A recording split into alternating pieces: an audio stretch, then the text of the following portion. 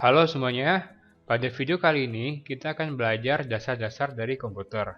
Sebelum kita mencoba untuk menggunakan komputer, ada baiknya kita tahu terlebih dahulu definisi dari komputer yang sebenarnya. Kebanyakan orang kalau ditanya apa itu komputer, maka pasti lebih mengacu kepada perangkat yang terdiri dari CPU, monitor, dan keyboard. Tetapi sebenarnya bukan itu saja.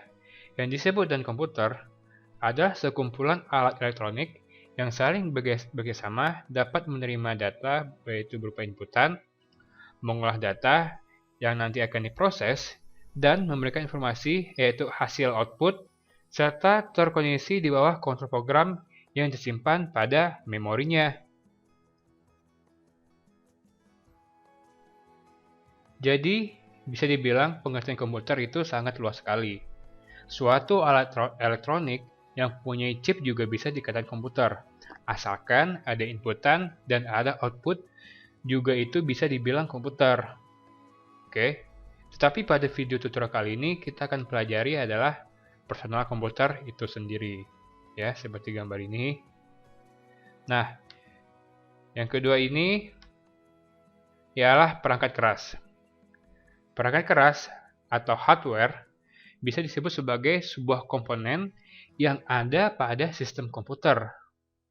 Perangkat keras ini biasanya terbagi 3 bagian, yaitu unit masukan, yaitu input unit. Unit ini adalah berfungsi sebagai media untuk memasukkan data dari luar ke dalam memori komputer. Ya, salah satunya yang seperti kita sering gunakan adalah keyboard. Keyboard merupakan unit hardware dari suatu komputer.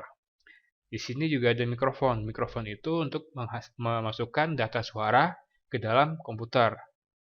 Di sini juga ada webcam, berupa gambar yang akan nanti masuk ke dalam komputer. Dan ini scanning untuk barcode. Oke.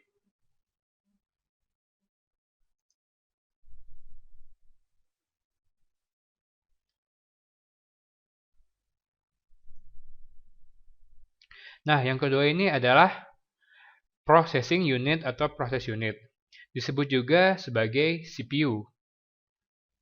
Nah, sedangkan untuk CPU ini, tugasnya itu apa sih? Tugasnya itu adalah memproses perhitungan, logika, kontrol, pengaturan hubungan kinerja antar komponen, serta mengalokasikan tempat penyimpanan data baik berupa sementara atau permanen di dalam komputer. Nah, di sini gambarnya yaitu berupa prosesornya teman ya. Ini juga bisa dibilang CPU yang mereknya Intel. Oke. Dan yang ketiga adalah output unit. Output unit adalah perangkat keras komputer tetapi berfungsi untuk menyajikan output atau hasil dari suatu proses pada komputer.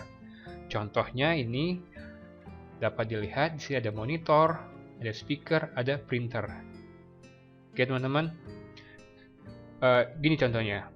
Kalau misalkan monitor, sudah tahu ya output unitnya apa? Ya benar, yaitu berupa gambar monitor. Sedangkan speaker, output yang dihasilkan dari suatu speaker adalah berupa suara. Oke, nah printer menghasilkan output berupa gambar yang berbentuk 2 dimensi atau bisa kita bilang di print di kertas ya. Nah, ini biasanya output unit selalu diakhiri ya dengan awalan R. Monitor, speaker, printer, nah, scanner. Oke, teman-teman. Oke.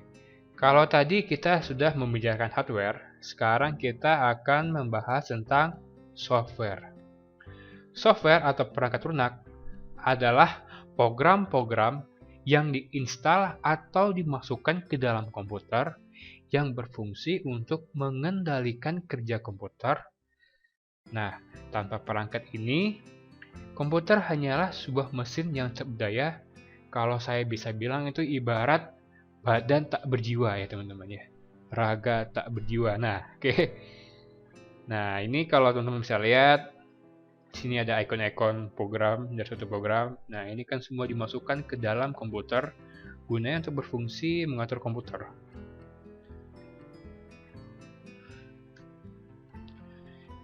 Sedangkan kategori dari software itu ada 7. Yang pertama, sistem operasi, programming language, application program, fixed program, utility, games, dan multimedia. Kita akan bahas satu. Yang pertama, sistem operasi atau orang lebih sering disingkat OS. Ya, sistem operasi adalah program utama yang langsung berinteraksi dengan bahasa yang dikenal oleh mesin komputer. Oke. Pemakaian prosesor, memori, hard disk, dan sebagainya ini diatur oleh sistem operasi ini.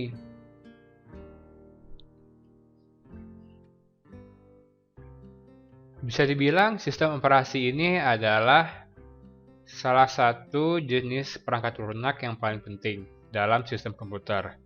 Karena tanpa sistem operasi ini, pengguna tidak dapat menjalankan program aplikasi pada komputer mereka, kecuali program aplikasi booting.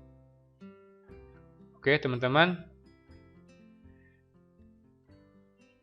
Sistem operasi yang sudah terkenal sekarang ini seperti Macintosh, Windows, dan Linux.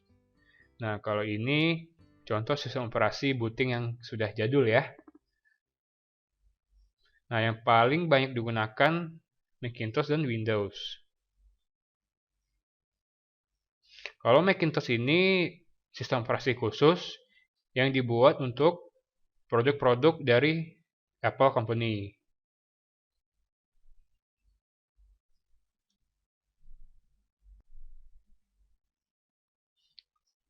Nah, yang kedua adalah programming language. Programming language merupakan bahasa pemrograman yang dipakai untuk membuat program itu sendiri. Nah, program-program yang sudah saya sebutkan sebelumnya itu dibuat menggunakan programming language, yaitu bahasa komputer. Dengan bahasa ini, kita bisa menyusun perintah-perintah yang harus dijalankan oleh komputer, serta menghasilkan informasi atau melakukan pekerjaan secara sesuai dengan